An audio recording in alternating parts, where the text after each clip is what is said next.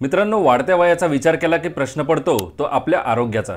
सेवानिवृत्तीनंतर निवृत्तीवेतन जितके महत्त्वाचे असते तितकाच अचानक उद्भवणाऱ्या आजारपणासाठी हेल्थ क्लेम सुद्धा महत्त्वाचा असतो। म्हणूनच भारत सरकारने सिनियर सिटीजन्स करिता काही हेल्थ इन्शुरन्स स्कीम्स सुरू केलेल्या आहेत। यापैकी काही योजना सरकारी विमा कंपन्यांमार्फत चालविल्या जातात, तर एक योजना थेट सरकारच्या अखत्यारीत येते। कोणत्या आहेत या योजना जाणून घेऊया आजच्या व्हिडिओमध्ये। नमस्कार मित्रांनो, सुरू करण्यापूर्वी चॅनलवर नवीन असाल तर सबस्क्राइब करा, बेल आयकन प्रेस करून ऑल नोटिफिकेशन सिलेक्ट करा, म्हणजे असेच महत्त्वपूर्ण व्हिडिओज त्वरित बघता येतील। तर आज एकूण 5 सरकारी योजनांची माहिती आपण जाणून घेणार आहोत, त्यामुळे प्रत्येक योजना समजावून घ्या आणि त्याबद्दल काही प्रश्न असल्यास कमेंट करून अवश्य विचारा।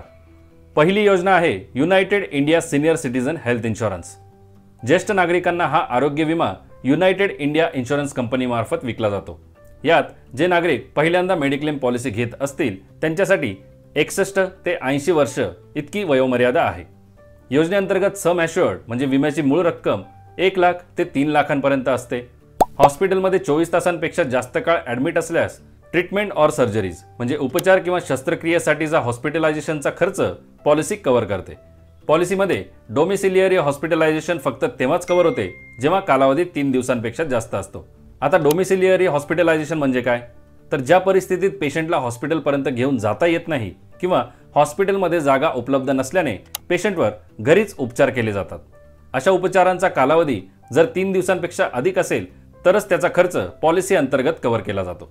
सरकारी रुग्णालयात किंवा कोणत्याही मान्यताप्राप्त सरकारी संस्थेत करण्यात आलेले आयुर्वेदिक उपचार किंवा दवाखान्यातील खर्च पॉलिसी अंतर्गत स्वीकार्य असतो आणि पॉलिसी प्रीमियमवर एकूण प्रीमियमच्या 5% कौटुंबिक सूट दिली जाते।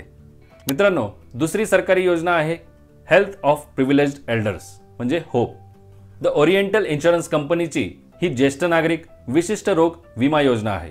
ही पॉलिसी 60 वर्ष किंवा त्याहून अधिक वयाच्या कोणत्याही भारतीय नागरिकाला भारतातील रुग्णालयात दाखल होण्यासाठी उपलब्ध करून देण्यात आली आहे।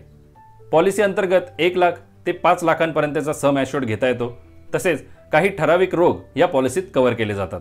त्या सर्व रोगांची माहिती आता तुम्ही स्क्रीनवर बघू शकतात। तसेच याची डायरेक्ट लिंक सुद्धा तुम्हाला व्हिडिओच्या डिस्क्रिप्शन बॉक्समध्ये मिळेल। पॉलिसीमध्ये थर्ड पार्टी ॲडमिनिस्ट्रेटर मार्फत 1 लाखांपर्यंत मर्यादित कॅशलेस सेवा मिळते। तसेच टेलिमेडिसिन्सचाही खर्च या पॉलिसीत कव्हर केला जातो। त्याचप्रमाणे आयुर्वेद, योग आणि निसर्गोपचार, युनानी, सिद्ध आणि होमिओपॅथी पद्धतींचा औषधोपचार कोणत्याही आयुष रुग्णालयात केला जात असल्यास त्याचा पॉलिसी अंतर्गत समावेश होतो। यानंतर आहे the new India assurance senior citizen mediclaim policy. वयवर्ष 60 ते 80 दरम्यान असणाऱ्या ज्येष्ठ नागरिकांसाठी ही पॉलिसी उपलब्ध करून देण्यात आलेली आहे। पॉलिसीसाठी 1 लाख ते 1,50,000पर्यंतचा सम ॲश्युअर्ड म्हणजे विम्याची मूळ रक्कम घेता येते। पॉलिसी अंतर्गत पती व पत्नी दोन्हीही कव्हर असतील तर 10% कौटुंबिक सवलतही दिली जाते। तसेच सरकारी आयुर्वेदिक किंवा होमिओपॅथिक आणि युनानी हॉस्पिटलमध्ये हॉस्पिटलायझेशनसाठी मर्यादित कव्हर मिळते। पॉलिसी खरेदीनंतर 18 महिने कंटिन्यू विमा सुरू असेल तर अतिरिक्त प्रीमियम भरून प्री एक्झिस्टिंग कंडिशन्स म्हणजे पूर्व अस्तित्वातील परिस्थिती जसे उच्च रक्तदाब, मेलिटस आणि त्याच्या कॉम्प्लिकेशन्स सुद्धा यात कव्हर केल्या जातात। मित्रांनो, यानंतरचा आरोग्य विमा आहे वरिष्ठ mediclaim for senior citizens policy. वरिष्ठांसाठी हा mediclaim national insurance company limited तर्फे ऑफर केला जातो। सर्व भारतीय नागरिक ज्यांचे वय 60 ते 80 वर्ष आहे ते नॅशनल इन्शुरन्स वरिष्ठ मेडिक्लेम पॉलिसी खरेदी करू शकतात।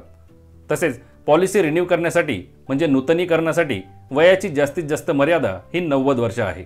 मित्रांनो, या पॉलिसी अंतर्गत विमा उतरविताना सम ॲश्युअर्डसाठी 2 पर्याय उपलब्ध असतात। हॉस्पिटलायझेशन म्हणजे रुग्णालयात दाखल होण्याच्या खर्चासाठी 1 लाख रुपये आणि क्रिटिकल इलनेस म्हणजे गंभीर आजाराच्या उपचारांसाठी 2 लाख रुपये।